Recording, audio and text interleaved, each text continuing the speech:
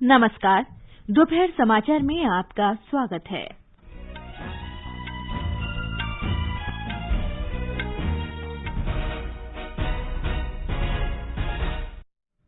संसद का बजट सत्र संपन्न, दोनों सदन अनिश्चितकाल के लिए स्थगित।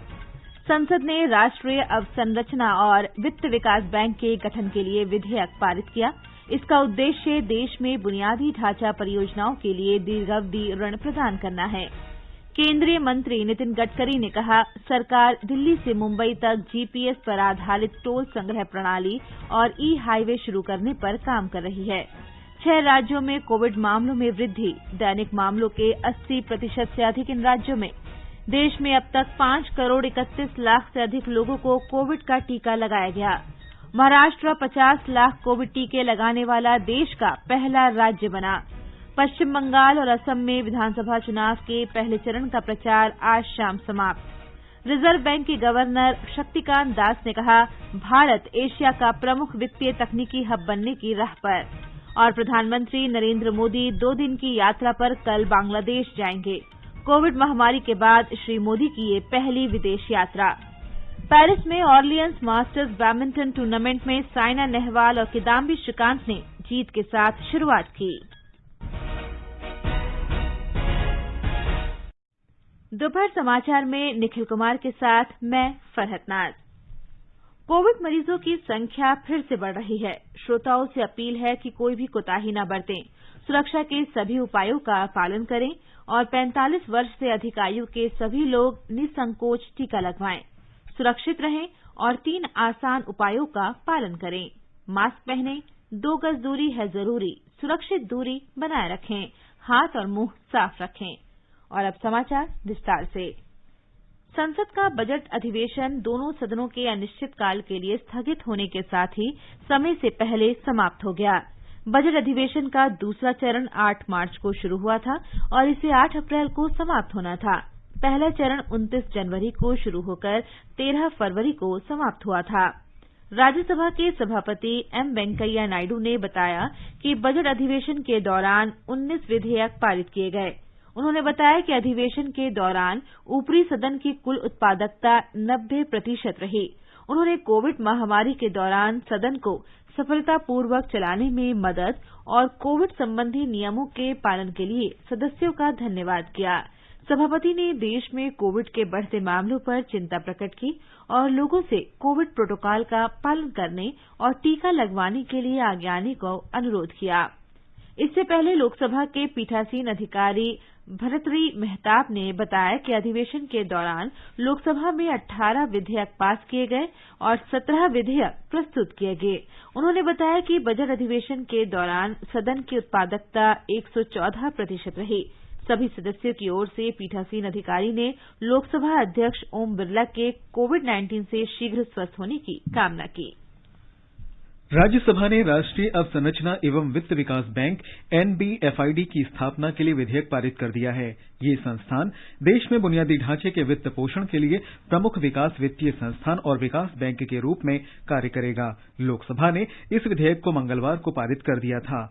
नया विकास वित्त संस्थान बाजार की विफलताओं को दूर करने की कोशिश करेगा, जो बुनियादी ढांचे के वित्त पोषण के दीर्घकालिक कम अंतर और जोखिम से पैदा होती हैं। सरकार संस्था को अनुदान और अंशदान, विदेशी उधारों के लिए रियायती दरों पर गारंटी तथा अन्य रियायतें प्रदान करेगी। केंद्रीय मंत्रिमंडल ने पिछले सप्ताह 20,000 करोड़ रुपए की पूंजी के साथ इसकी स्थापना को मंजूरी दी थी।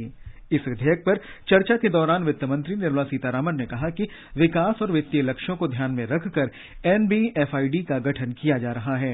इसकी मदद से देश में आधारभूत ढांचे के विकास में मदद मिलेगी। सरकार आगामी महीनों में दिल्ली से मुंबई तक जीपीएस पर आधारित टोल संग्रह प्रणाली और ई हाईवे शुरू करने पर काम कर रही है।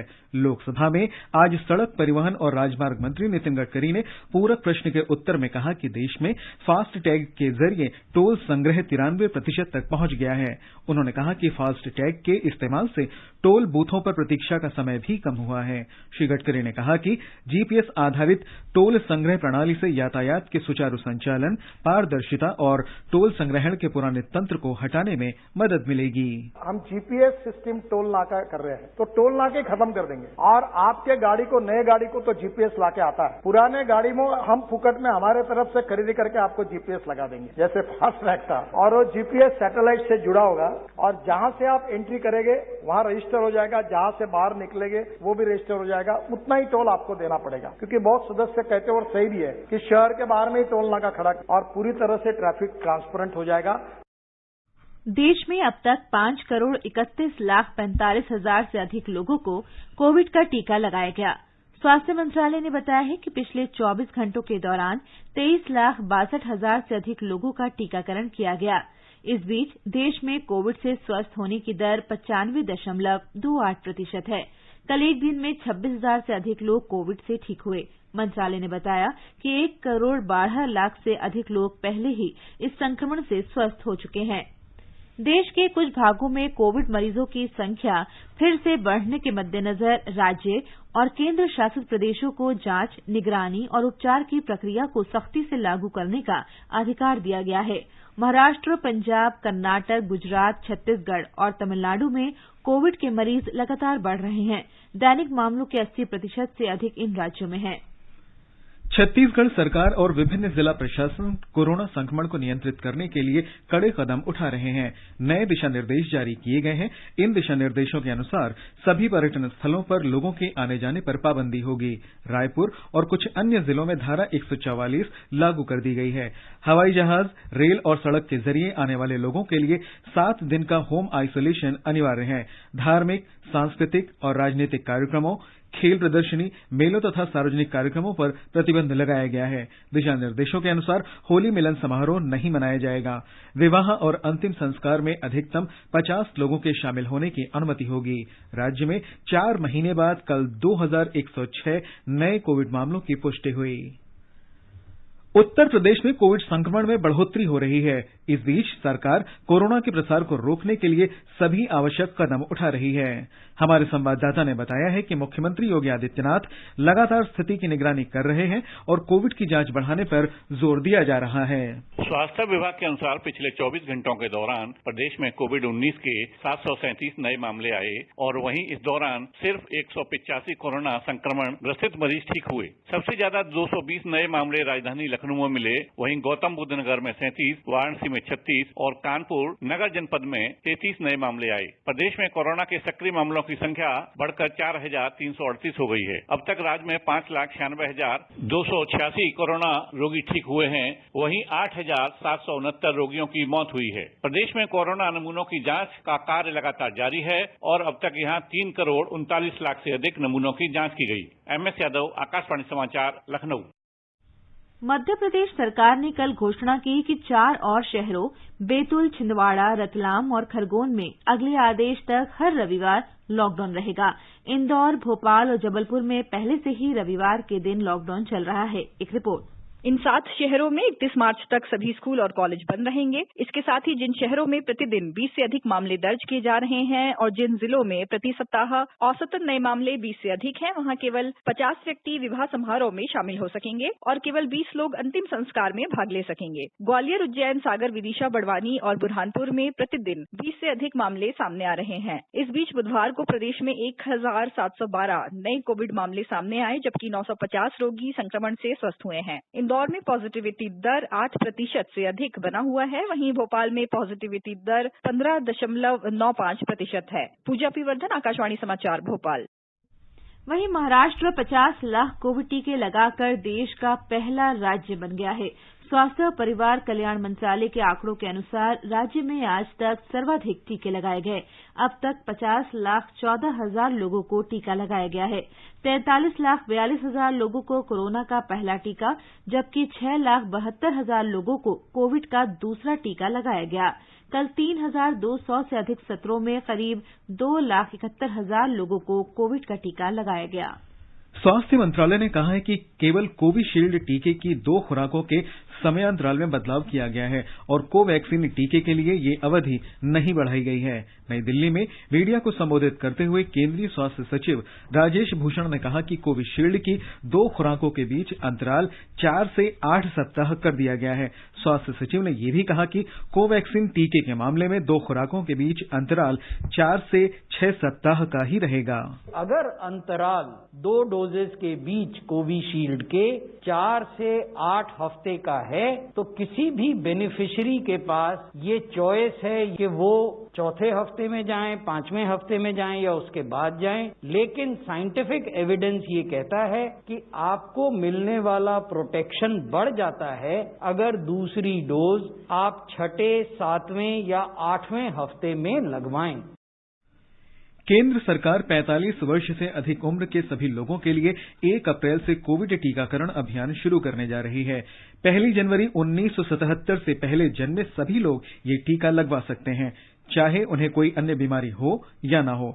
हमारे संवाददाता ने बताया है कि कोविन व्यवस्था के तहत टीकाकरण के लिए पंजीकरण कराकर समय लिया जा सकता है। देश में कोविड-19 टीके की कमी नहीं है। लोगों को किसी भी प्रकार से घबराने की जरूरत नहीं है। सरकार के पास एक सुव्यवस्थित प्रक्रिया है जो नियमित तौर पर टीके के आवंटन, कुल खपत और शेष खुराक और पुनः आपूर्ति की आवश्यकता की निगरानी करती है। अगर किसी लाभार्थी ने कोविन पर टीकाकरण का ऑनलाइन अपॉइंटमेंट लिया है तो उसे किसी सरकारी या निजी अस्पताल में अन्य अपॉइंटमेंट लेने की आवश्यकता नहीं है। अगर कोई अस्पताल टीकाकरण की गाइडलाइंस का पालन नहीं करता तो उसे टोल फ्री नंबर 1075 पर शिकायत दर्ज की जा सकती है। कोविशील्ड की 2 खुराक के बीच के समय अंतराल को मौजूदा 4 से 6 सप्ताह से बढ़ाकर 4 से 8 सप्ताह कर दिया गया है। 4 से 8 सप्ताह के इस विस्तारित समय अंतराल में अगर टीका 6 से 8 सप्ताह के बीच लिया जाता है तो सुरक्षा अधिक होगी, लेकिन 8वें सप्ताह के बाद नहीं। दीपेंद्र कुमार, आकाशवाणी समाचार, दिल्ली। कोविन प्लेटफॉर्म में दूसरे चरण का टीका 29वें दिन लगाने की तिथि स्वतः निर्धारित हो जाने के फीचर में संशोधन किया गया है। अब टीका लगवाने वालों को दूसरे चरण का कोविशील्ड लगाने की तिथि अपनी सुविधा के अनुसार 4 से 8 सप्ताह के भीतर निर्धारित करने की पूरी आजादी होगी। नीति आयोग के सदस्य डॉक्टर वीके पॉल ने कहा है कि इस वायरस से बचने के लिए हमें अपने व्यवहार में बदलाव लाने की जरूरत है। म्यूटेशन से बचने का रास्ता हमारे लिए वायरस को हराने के ऊपर है। समाज में वायरस जितना कम दबाव, suppress the chain of transmission, आप जितना सप्रेस करेंगे वायरस हमारे देश धरती के ऊपर उतना ही कम रेप्लिकेट होगा। और रेप्लिकेट कहाँ होता है? हवा में या मिट्टी में नहीं होता, हमारे अंदर आके होता है। तो हम अगर वायरस से अपने आप को बचाते हैं तो म्यूटेशंस भी नहीं होंगी। म्यूटेशंस को बचाने का भी एक ही तरीका है कि वायरस को सप्रेस करिए, वायरस को दबाइए, और वो वही स्ट्रैटेजी है जो कि हमें इन प्रदेशों में लागू करनी है, सब जगह लागू करनी है। कोविड अप्रोप्रिएट बिहेवियर को ये मास्क जो है ये लगभग उतना ही कारगर है जितना कि दुनिया का बेस्ट वैक्सीन जो हम बना रहे हैं वो। ये समाचार हमारी वेबसाइट newsonair.com/hindi और हमारे mobile app news on AIR पर भी उपलब्ध हैं। चलो मिलकर एक शुरुआत करें, चलो एक फैसला आज करें, मास्क नहीं तो टोकेंगे, कोरोना को रोकेंगे, चलो एक इरादा करते हैं, चलो कुछ वादा करते हैं, मास्क नहीं तो टोकेंगे, कोरोना को रोकेंगे। दोपहर समाचार में आपका फिर स्वागत है। असम और पश्चिम बंगाल में विधानसभा चुनाव के पहले चरण के मतदान के लिए चुनाव प्रचार आज शाम समाप्त हो रहा है। असम और पश्चिम बंगाल के तीसरे चरण और केरल तथा तमिलनाडु और केंद्र शासित प्रदेश पुदुचेरी में एक ही चरण में होने वाले मतदान के लिए भी चुनाव प्रचार जोर पकड़ रहा है। असम में पहले चरण में 27 मार्च को 47 निर्वाचन क्षेत्रों में मतदान होगा। कुल 266 उम्मीदवार चुनाव मैदान में हैं। पश्चिम बंगाल में पहले चरण में 30 सीटों पर मतदान होगा। इन दोनों राज्यों में दूसरे चरण का मतदान 1 अप्रैल को होगा। पश्चिम बंगाल में दूसरे चरण में 30 निर्वाचन क्षेत्रों के लिए 171 उम्मीदवार मैदान में हैं। दोनों राज्यों में तीसरे चरण का मतदान 6 अप्रैल को होना है। केरल और तमिलनाडु में एक ही चरण में 6 अप्रैल को मतदान होगा। केंद्र शासित प्रदेश पुदुचेरी की 30 विधानसभा सीटों के लिए 324 उम्मीदवार मैदान में हैं। तमिलनाडु की कन्याकुमारी लोकसभा सीट के उपचुनाव के लिए 12 उम्मीदवार चुनाव लड़ रहे हैं। केरल की मल्लापुरम लोकसभा सीट के लिए 6 उम्मीदवारों के बीच मुकाबला है। इस बीच पश्चिम बंगाल के चौथे चरण के नामांकन पत्रों की कल जांच की गई। 11 राज्यों की 14 विधानसभा क्षेत्र के साथ आंध्र प्रदेश के तिरुपति और कर्नाटक के बेलगाम लोकसभा के उपचुनाव के लिए नामांकन प्रक्रिया जारी है। असम में पहले चरण के लिए चुनाव प्रचार आज शाम समाप्त हो जाएगा। इस बीच सभी राजनीतिक दल असम के विभिन्न इलाकों में प्रचार में जुटे हैं। इस चरण के लिए 27 मार्च को मतदान होगा। ब्यौरा हमारे संवाददाता से। पहले चरण का चुनाव प्रचार आज शाम को संपन्न हो जाएगा। भाजपा के राज्य इकाई प्रमुख रंजीत कुमार दास और वर्तमान मंत्री हिमंत बिस्वा शर्मा ऊपरी असम के विभिन्न हिस्सों में राजनीतिक बैठकों का संबोधित कर रहे हैं। इस बीच डिब्रूगढ़ जिला प्रशासन ने अपनी अधिकार क्षेत्र के तहत आने वाले सभी 7 जिलों में चुनाव कराने के लिए सभी आवश्यक प्रबंध कर दिए हैं। डिब्रूगढ़ के उपायुक्त पल्लव गोपाल झा ने आकाशवाणी समाचार को बताया कि सुचारू मतदान के लिए सुरक्षा सहित सभी आवश्यक प्रबंध की गई है। पोलिंग पार्टी लोग कल से वो लोग अपने अपने सेंटर्स पे जाएंगे। सिक्योरिटी पॉइंट ऑफ व्यू से भी सारा जो व्यवस्था देखना है वो भी देख लिया गया है और हमारी टीम जो है अभी ग्राउंड पे है और देख रही है कि किसी भी तरह का डिस्टर्बेंस या किसी भी तरह का law and order influence of voting ये सब ना हो। मैं आशा करता हूँ कि बड़ा ही शांतिपूर्ण इलेक्शन कंडक्ट होगा और लोगों का अच्छा पार्टिसिपेशन हमें देखने को मिलेगा और 1514 पोलिंग स्टेशन अभी डिब्रूगढ़ डिस्ट्रिक्ट में है। आने वाले चुनावों को लेकर भारी उत्साह देखा जा रहा है। हालांकि चुनाव लड़ने वाले उम्मीदवारों का भाग्य का पता 2 मई को ही चलेगा जब मतगणना होगी। आकाशवाणी समाचार के लिए डिब्रूगढ़ से जेजे थोक्सोम। पश्चिम बंगाल में विधानसभा की 30 सीटों पर शनिवार को होने वाले पहले चरण के लिए मतदान के लिए 191 उम्मीदवार मैदान में हैं। भारतीय जनता पार्टी 29 और उसकी सहयोगी एजेएसयू पुरुलिया की बांगमुंडी सीट से चुनाव लड़ रही है, जबकि तृणमूल कांग्रेस 29 सीटों और उसके सहयोगी निर्दलीय उम्मीदवार जॉयपुर निर्वाचन क्षेत्र से चुनाव लड़ रहे हैं। यहां से तृणमूल कांग्रेस के उम्मीदवार का नामांकन रद्द हो गया था। कांग्रेस, वामदल और उनके सहयोगी आईएसएफ संयुक्त मोर्चे के बैनर तले चुनाव लड़ रहे हैं।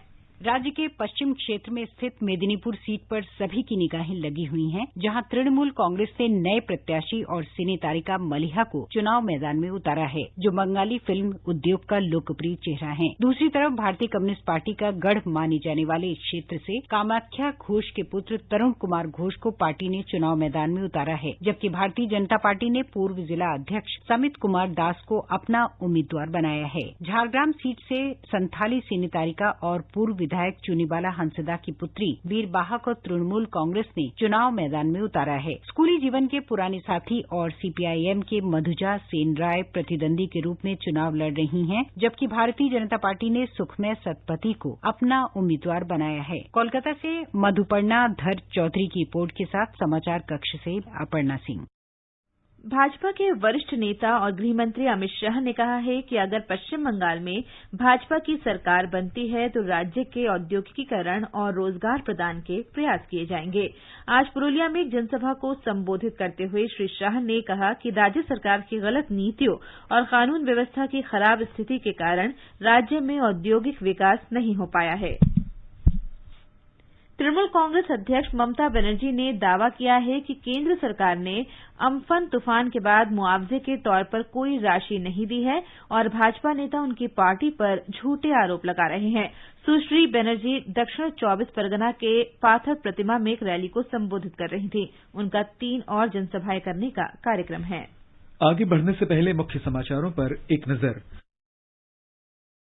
संसद का बजट सत्र संपन्न, दोनों सदन अनिश्चितकाल के लिए स्थगित। संसद ने राष्ट्रीय अवसंरचना और वित्त विकास बैंक के गठन के लिए विधेयक पारित किया। इसका उद्देश्य देश में बुनियादी ढांचा परियोजनाओं के लिए दीर्घावधि ऋण प्रदान करना है। केंद्रीय मंत्री नितिन गडकरी ने कहा, सरकार दिल्ली से मुंबई तक जीपीएस पर आधारित टोल संग्रह प्रणाली और ई हाईवे शुरू करने पर काम कर रही है। 6 राज्यों में कोविड मामलों में वृद्धि, दैनिक मामलों के 80% से अधिक इन राज्यों में। देश में अब तक 5 करोड़ 31 लाख से अधिक लोगों को कोविड का टीका लगाया गया। महाराष्ट्र 50 लाख टीके लगाने वाला देश का पहला राज्य बना। पश्चिम बंगाल और असम में विधानसभा चुनाव के पहले चरण का प्रचार आज शाम समाप्त। रिजर्व बैंक के गवर्नर शक्तिकांत दास ने कहा, भारत एशिया का प्रमुख वित्तीय तकनीकी हब बनने की राह पर। प्रधानमंत्री नरेंद्र मोदी 2 दिन की यात्रा पर कल बांग्लादेश जाएंगे। कोविड महामारी के बाद श्री मोदी की ये पहली विदेश यात्रा। और पेरिस में ऑरलियंस मास्टर्स बैडमिंटन टूर्नामेंट में साइना नेहवाल तथा किदाम्बी श्रीकांत ने जीत के साथ शुरुआत की। रिजर्व बैंक के गवर्नर शक्तिकांत दास ने बताया है कि बैंक महामारी के दुष्प्रभावों से अर्थव्यवस्था को निकालकर इसे सुदृढ़ बनाने के लिए सभी नीतिगत उपायों का इस्तेमाल करने के लिए दृढ़ संकल्प है। वे आज एक निजी मीडिया हाउस द्वारा आयोजित इकोनॉमिक कॉन्क्लेव में बोल रहे थे। उन्होंने कहा कि संगठित प्रयास से आर्थिक क्षेत्र में स्थिरता आई है और अर्थव्यवस्था में धन का प्रवाह बनाए रखने के लिए आवश्यक नकदी मदद मिली है। श्री दास ने कहा कि भारत एशिया का प्रमुख वित्तीय तकनीकी हब बनने की राह पर है। उन्होंने बताया कि भारत में डिजिटल भुगतान में कई गुना वृद्धि हुई है और ये 2015-16 के 5 अरब 90 करोड़ से बढ़कर 2019-20 में लगभग 6 गुना 34 अरब 30 करोड़ हो गया है।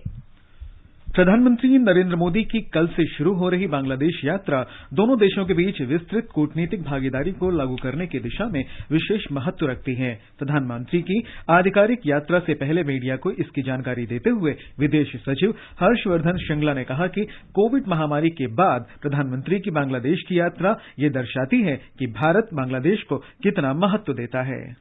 The visit comes at a momentous time in our bilateral ties.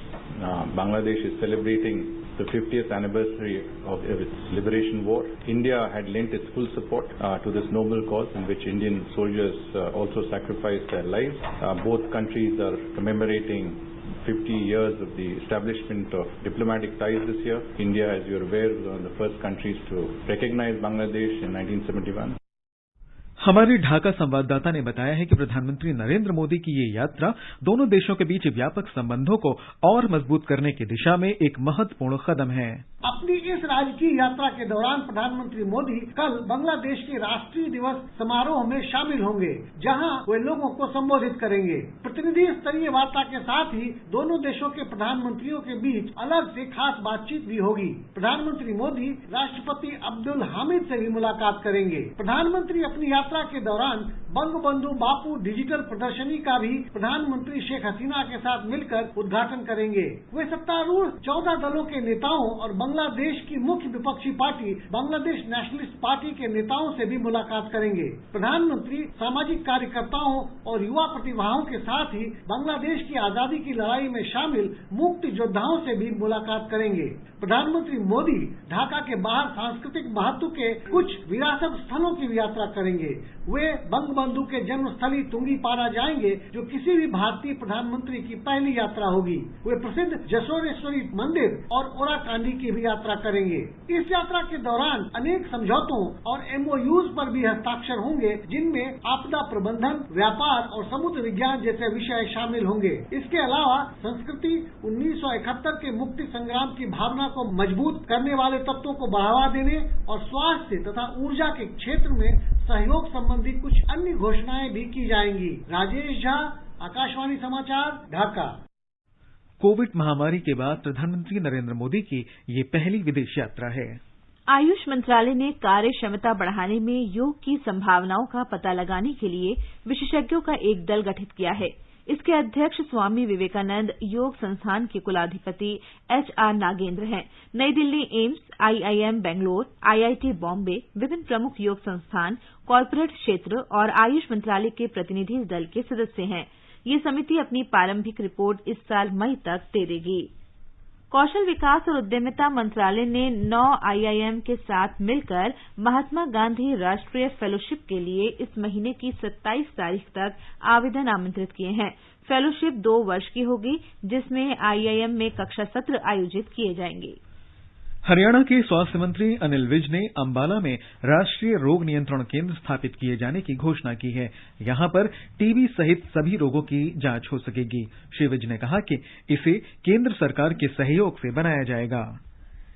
केंद्र शासित प्रदेश जम्मू कश्मीर के श्रीनगर में एशिया का सबसे बड़ा ट्यूलिप गार्डन आज से आम जनता और पर्यटकों के लिए खुल गया है। हमारे संवाददाता की ये रिपोर्ट। प्रधानमंत्री नरेंद्र मोदी ने अपने ट्वीट में जनता से जम्मू कश्मीर का दौरा करने और श्रीनगर स्थित ट्यूलिप उद्यान महोत्सव का आनंद लेने के लिए आह्वान किया है, जहां आजकल 64 से भी अधिक किस्मों के 15 लाख फूल पूरी तरह से खिल चुके हैं। श्री मोदी ने अपने ट्वीट में जम्मू कश्मीर के नागरिकों के अतिथि भाव का भी वर्णन किया है। इस बीच चल रहे कोविड-19 महामारी के मद्देनजर जम्मू कश्मीर प्रशासन द्वारा पर्याप्त उपाय किए गए हैं। प्रशासन ने यह भी निर्णय लिया है कि किसी भी व्यक्ति को बिना फेस मास्क के उद्यान में प्रवेश करने की अनुमति नहीं दी जाएगी और चल रहे महामारी के संक्रमण से बचने के लिए अन्य दिशा निर्देशों का सख्ती से अनुपालन करना होगा। इस बीच ये उल्लेखनीय है कि श्रीनगर में बादामवारी उद्यान को पहले ही इस महीने की 21 तारीख को आम जनता के लिए खोल दिया गया है, जो वर्तमान में चारों ओर बादाम के फूलों की सुगंधि से खिला हुआ है और आने वाले लोगों को मंत्र मुक्त कर रहा है। आकाशवाणी समाचार के लिए श्रीनगर से मैं सुनील कौल। ये समाचार आकाशवाणी से प्रसारित किए जा रहे हैं। ताज़ा समाचार जानने के लिए आप हमारे Twitter handle @AIR News Hindi को फॉलो कर सकते हैं। ये आकाशवाणी है। साइना नेहवाल और किदाम्बी श्रीकांत ऑर्लियंस ने मास्टर्स बैडमिंटन टूर्नामेंट में जीत से शुरुआत की है। पेरिस में खेले जा रहे इस टूर्नामेंट में पुरुष सिंगल्स में श्रीकांत तीसरे दौर में और महिला सिंगल्स में साइना नेहवाल दूसरे दौर में पहुंच गई हैं। महिला डबल्स में अश्विनी पोनप्पा और एन सिक्की रेड्डी की जोड़ी क्वार्टर फाइनल में पहुंच गई है। पुरुष वर्ग में श्रीकांत ने अपने ही देश के अजय जयराम को हराकर तीसरे दौर में प्रवेश कर लिया है। महिला सिंगल्स में साइना ने आयरलैंड की रशेल दराक को हराया। मिक्स डबल्स में प्रणव जेरी चोपड़ा और एन सिक्की रेड्डी की जोड़ी भी अगले दौर में पहुंच गई है, जहां उनका मुकाबला डेनमार्क के निकोलस नोहर और एमिली मैगलेन से होगा।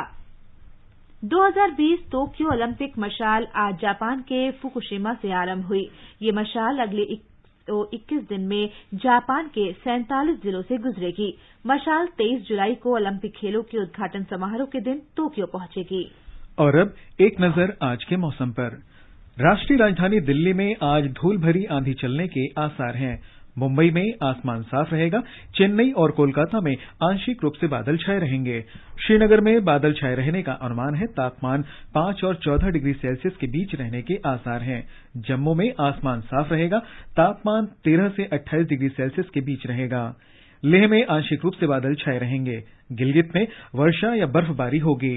मुजफ्फराबाद में आसमान साफ रहेगा। महान संगीतकार भारत रत्न पंडित भीमसेन जोशी का जन्म शताब्दी वर्ष मनाया जा रहा है। इस अवसर पर संगीत समारोह के साथ साथ पंडित भीमसेन जोशी की स्मृतियों पर आधारित कार्यक्रम आयोजित किए जा रहे हैं।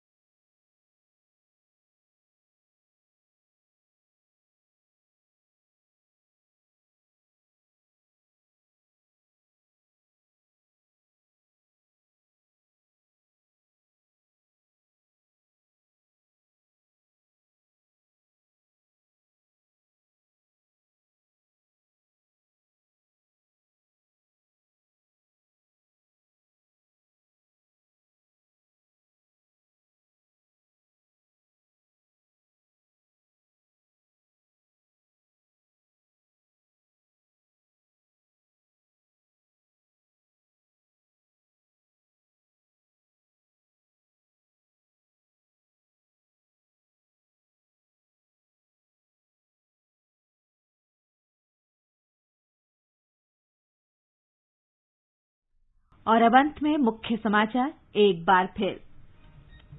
संसद का बजट सत्र संपन्न। दोनों सदन अनिश्चितकाल के लिए स्थगित। संसद ने राष्ट्रीय अवसंरचना और वित्त विकास बैंक के गठन के लिए विधेयक पारित किया। इसका उद्देश्य देश में बुनियादी ढांचा परियोजनाओं के लिए दीर्घावधि ऋण प्रदान करना है। केंद्रीय मंत्री नितिन गडकरी ने कहा, सरकार दिल्ली से मुंबई तक जीपीएस पर आधारित टोल संग्रह प्रणाली और ई हाईवे शुरू करने पर काम कर रही है। 6 राज्यों में कोविड मामलों में वृद्धि। दैनिक मामलों के 80% से अधिक इन राज्यों में। देश में अब तक 5 करोड़ 31 लाख से अधिक लोगों को कोविड का टीका लगाया गया। महाराष्ट्र 50 लाख कोविड टीके लगाने वाला देश का पहला राज्य बना। पश्चिम बंगाल और असम में विधानसभा चुनाव के पहले चरण का प्रचार आज शाम समाप्त। रिजर्व बैंक के गवर्नर शक्तिकांत दास ने कहा, भारत एशिया का प्रमुख वित्तीय तकनीकी हब बनने की राह पर। प्रधानमंत्री नरेंद्र मोदी 2 दिन की यात्रा पर कल बांग्लादेश जाएंगे। कोविड महामारी के बाद प्रधानमंत्री मोदी की ये पहली विदेश यात्रा। पेरिस में ऑरलियंस मास्टर्स बैडमिंटन टूर्नामेंट में साइना नेहवाल और किदाम्बी श्रीकांत ने जीत के साथ शुरुआत की। इसके साथ ही दोपहर समाचार का ये अंक समाप्त हुआ। नमस्कार।